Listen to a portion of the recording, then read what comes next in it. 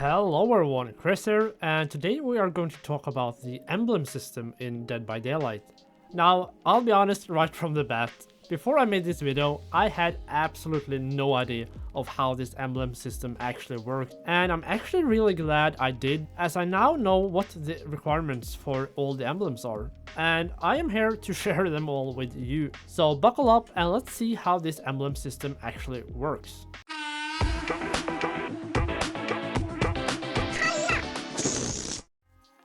So in Dead by Daylight, we are judged through 4 different categories, as a killer or a survivor. As for survivor, those are Lightbringer, Unbroken, Benevolent, and Evader.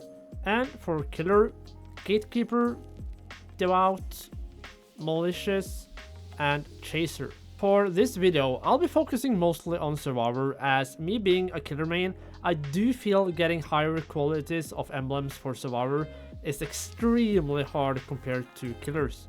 Each emblem have different qualities depending on your performance, and they are no emblem, bronze, silver, gold, and iridescent.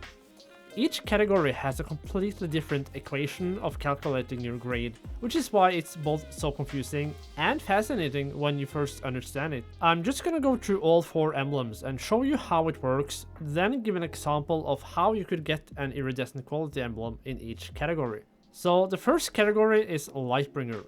In short, this is all about contributing to the win condition of the game, doing gens. As for getting points, you can gain this by either doing generators, being in a chase while a generator is being done, cleansing a totem, or being in a chase while a totem is being cleansed.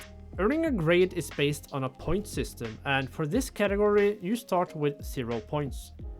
You need 30 points for a bronze emblem, 100 points for silver, 190 points for gold, and 270 points for iridescent. So the question is, how do you earn these points? So you gain 1 point for each percentage you actively repair a gen, meaning if you repair a generator by yourself, you will earn 100 points. Repairing it with other survivors will split the points evenly between the survivors. For every generator that is completed, everyone gains 5 points. If you are in a chase while a generator is being repaired by someone else, you earn 33.3 points per percentage of the gens that are being progressed. The reason for this is that if there are 4 survivors in a trial, and you are the one being chased while 3 other survivors are doing a generator, you earn the same amount of points as them. But let's say 1 survivor is doing a gen while 2 survivors are just goofing around, then you will only earn 1/3 of the points instead. Meaning, if you're not in a chase, then be a good teammate and do a gen. Now, you do also get points for cleansing totems, both dull and hex totems, as well as opening an exit gate. Are you being chased while someone is cleansing a totem, you gain 5 points for a dull totem and 10 points for a hex totem. So that is all the ways you can earn points, so let's see what it takes to earn an iridescent emblem in this category. I'd say the easiest way of doing this is, saying you are not being chased by the killer, is to contribute towards doing 2.5 gens at least. Now, here is a really important tip. You can only complete 5 gens before the exit gates are powered. So having 5 gens split amongst 4 survivors would mean that it's only possible to distribute 125 points plus 25 points for completing the gens between the survivors. Well, don't forget, there are in fact 7 gens in a trial. So even if you only need to finish 5, it doesn't mean you can't repair more than 5 total. I'd recommend doing 2.5 gens yourself during the trial if you can. You could do this by doing a gen by yourself, another gen with another survivor, or possibly alone. Then just make sure you repair some random generators for around 100% total. This alone would give you 250 points, plus 5 points for each gen being completed during the trial. Seeing as you're always going for the escape, doing 2.5 gens this way, and there are 5 gens total being repaired in the trial, that would give you an iridescent grade. Are you not sure you were able to do 2.5 gens total? Cleanse 1 or 2 dull totems, or if you didn't open the exit gate, then see if you're able to run to the other gate and open that. But for this category, my best tip would be, don't think there are 5 gens in a trial. There are 7 gens that you can get points from.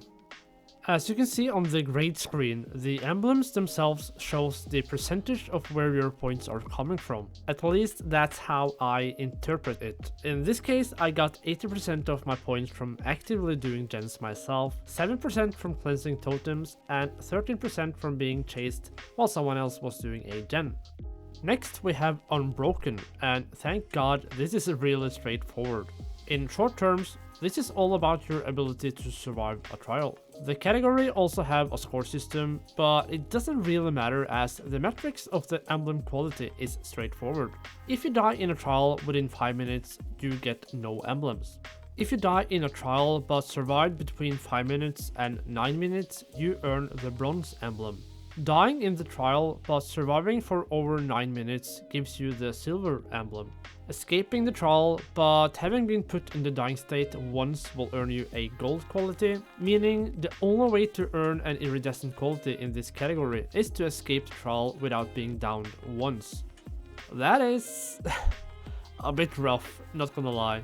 So the number of times you get downed or the number of times you get hooked during the trial have no saying, as either you escape without being downed once for iridescent or escaped after being downed once or more for the gold. As with the Lightbringer, you can see your percentage of your progress towards the emblem on this one as well, but as this category has very fixed qualifications for each grade, it's just divided into 25%, 50%, 75% and 100%. Next we have Benevolent. In short terms, this is all about healing other survivors. Keyword: other survivors. This is again based on a point system, and you need the following points for each quality.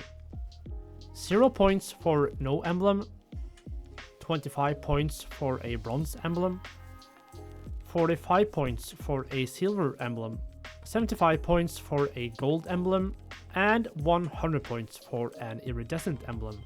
Now you actually start the trial with 35 points, already earning you a bronze emblem. First, I'm just gonna quickly go over how you can lose points during the trial. If you unhook a survivor but they get down again within 10 seconds, you as the unhooker lose 30 points. In most cases, unless the survivor is throwing the game, this should be next to impossible with the base kit borrowed time. Every survivor also receives minus 10 points for every time a survivor is hooked. But you regain those points every time you unhook someone. This means that the only way to receive minus points is when the survivor is hooked for the 3rd time, or if a survivor kills themselves on hook. So, like, don't do that. You earn points by doing altruistic actions on other survivors. Healing yourself does not earn you points towards this emblem. You get 20 points if you unhook someone and they don't go down within 10 seconds, also called a safe hook rescue.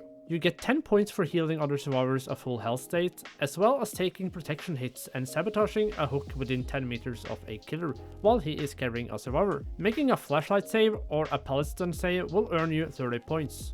You earn 1.15 times the points for all these actions performed in the basement or when the exit gates are powered. In my opinion, not really worth it for the points alone. So what would be the easiest way to get iridescent quality in the Benevolent category? Well, first of all, take into consideration you lose 10 points for each survivor that dies in the trial. Let's say no survivor dies. Unhooking 2 survivors and healing them will earn you a total of 60 points. This means you have 95 points at this point and only need 5 more. This could easily be done by getting hit by the killer while they are carrying a survivor, also known as a protection hit. So basically, 2 unhooks, healing them up and taking 1 protection hit. That should be doable for most survivors. And just remember, for every survivor dying on hook, you need to heal someone 1 health state or take another protection hit to even this out. As you can see right here, yeah. Holy crap. So basically the reason it looks like this is because of the ability to both gain and lose points. So it can't stop at 100% as you still need to be able to earn more than 100% since you can still lose points. In this example, you can see that all my altruistic actions have earned me a total of 194% towards the grade progress, as well as minus 80% for the hooked survivors, leaving me with a total of 114% of grade progress and an iridescent emblem. And last we have Evader, which again could be complicated at first sight, but will be easier to understand when I explain how you could get an iridescent grade in this category. In short terms, this is all about being chased, being inside the killer's territories, or stun the killer with a pallet. It's based on points where you need the following points for each quality: 0 points for no emblem, 230 points for a bronze emblem, 380 points for silver emblem, 560 points for a gold emblem, and 880 points for an iridescent emblem. You start the trial with 100 points, so let's first see how you can lose points. Losing a chase, meaning the killer hits you, will make you lose 10 points. And yeah, that is pretty much all the ways you can lose points. So how do you gain points? Number 1, stunning the killer with a pallet earns you 50 points. Number 2, being inside the killer's radius. This is based on the distance you are from the killer, and there is a multiplier for each distance threshold. You gain 1 point per second you are inside the killer's radius with the following multipliers. Okay, let's just make this easy and scratch half of this list. If you are within 20 meters of the killer, you gain 1.1 points per second. Being within 10 meters gives you 2.2 points, and being within 5 meters gives you 6 points per second. So that means if you have the option to be near the killer without being chased, let's say he is carrying a survivor, you gain a lot more points if you practically hug the killer while doing so. To get an iridescent grade by only being within the killer's radius would take many minutes to achieve, and it's not the most effective or easiest, which leaves us with number 3, being chased. This is based off the duration of the chase. If the chase lasts up to 15 seconds, you earn 1 point per second. Over 15 and under 30 seconds, it's 25 points per second. From 30 seconds to 45 seconds, it gives you 60 points per second. And between 45 and 60 seconds, it gives you 125 points per second. And anything above 60 seconds gives you 250 points per second. If you lose the chase at any time, your points per second are halved. There is a multiplier based on the distance of the killer as well, but I feel this just makes it unnecessarily complicated, so let's just keep that out of the equation. Losing the killer at any point without being hit will double the points. Seeing that we need 880 points, what does that mean? Well, a 30-second chase will earn you 1800 points. If you lose that chase, you still earn 900 points. So yeah. There we go. I'm not recommending everyone to do this, but pre-dropping pallets or stunning the killer to secure yourself those 30 seconds could be smart if you really want the iridescent quality in this emblem. So it only takes 30 seconds of being chased to get the iridescent emblem. I know that sounds too easy to be true, but for many survivors, a 30-second chase without being hit is actually pretty challenging.